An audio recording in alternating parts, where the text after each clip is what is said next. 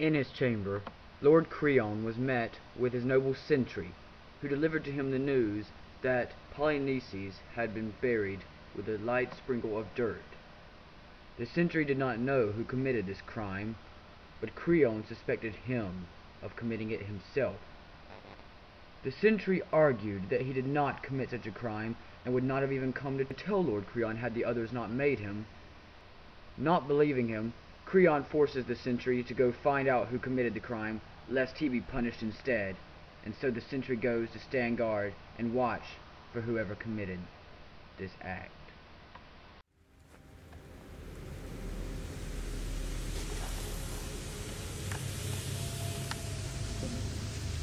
Oh, Polynices.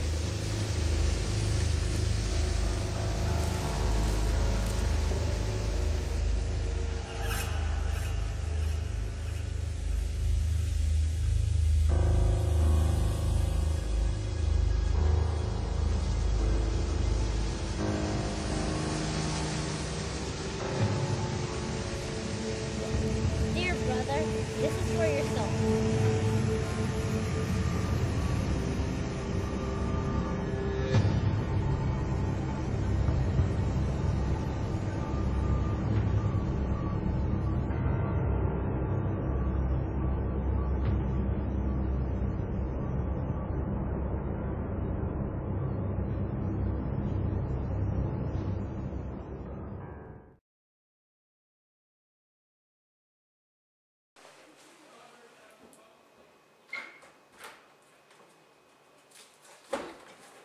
What does this mean?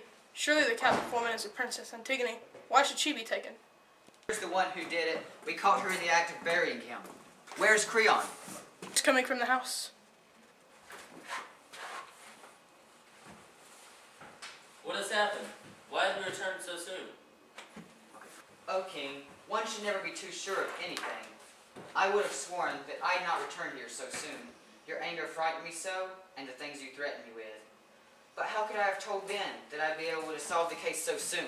No dice throwing this time. I was only too glad to come.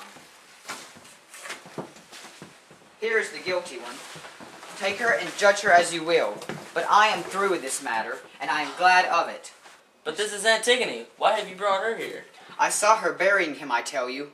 Is this the truth? I saw her with my own eyes. Can I say more? The details. Tell me quickly.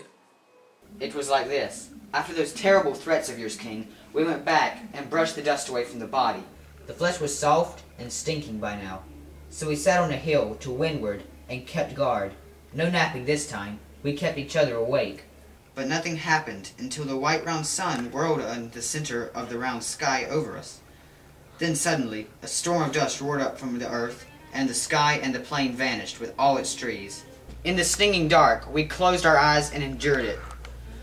The whirlwind lasted a long time, but when it was finally over, there I saw Antigone. When this girl found her brother's bare body and all of her love's work wasted, she wept and called out to heaven to damn the hands that did this thing.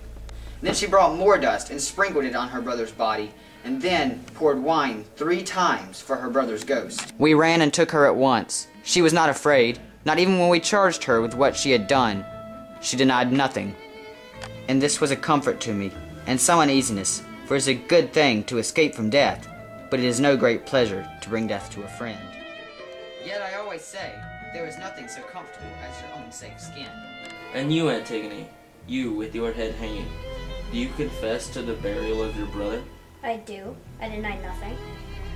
You may go, sir.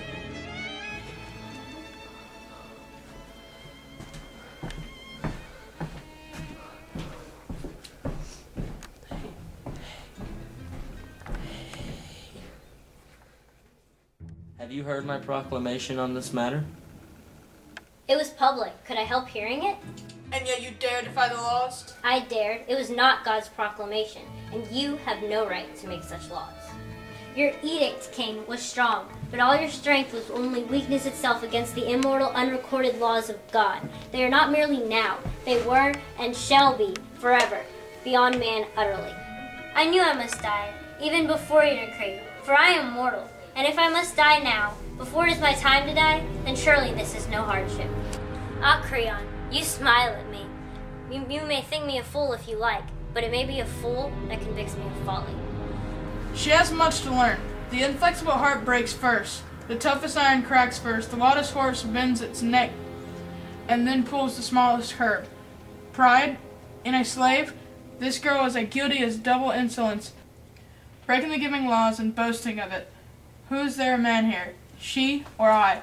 If the crime goes unpunished, sister's child, or more than sister's child, or closer yet in blood, she has a sister one bitter death for this. Arrest Ismene. I accuse her equally. Bring her. You will find her sniffling in the house there.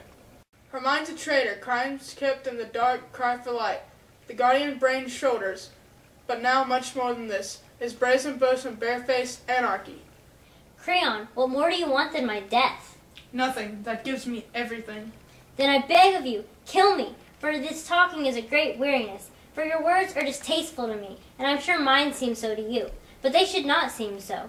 I should have honor and praise for what I have done. These men would be with me if they were not frozen with fear. Ah, kings, licensed to say and do whatever they please. You are alone in that opinion.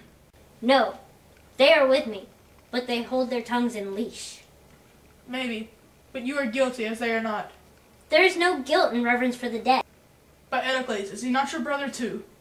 My brother too. And you insult his memory. The dead man would say that I do not.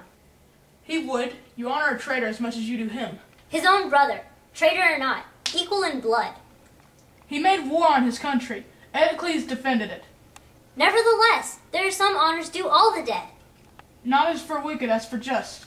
Ah, Creon, Creon. Which of us are to say what the gods hold wicked? An enemy is an enemy, even dead. It is in my nature to join in love, not hate. Go join them then, if you must have your love. Find it in hell!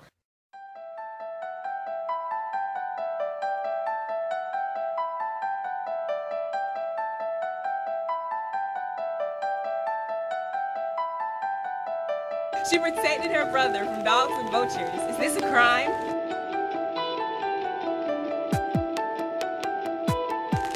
She buried her brother. Is this indecent?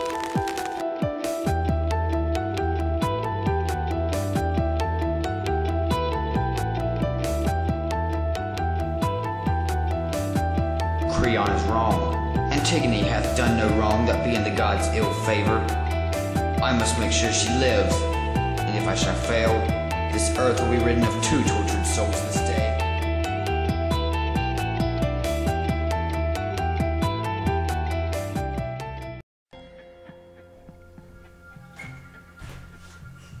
You too, Ismene.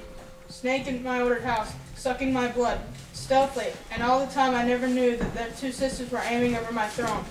Ismene, do you confess your share in the crime or deny it? Answer me. Yes, if she will let me say so, I am guilty. No, Ismene, you have no right to say so. You would not help me, and I will not have you help me. But now I am here. I know what you meant. I am here to join you. I am here to take my share of the punishment.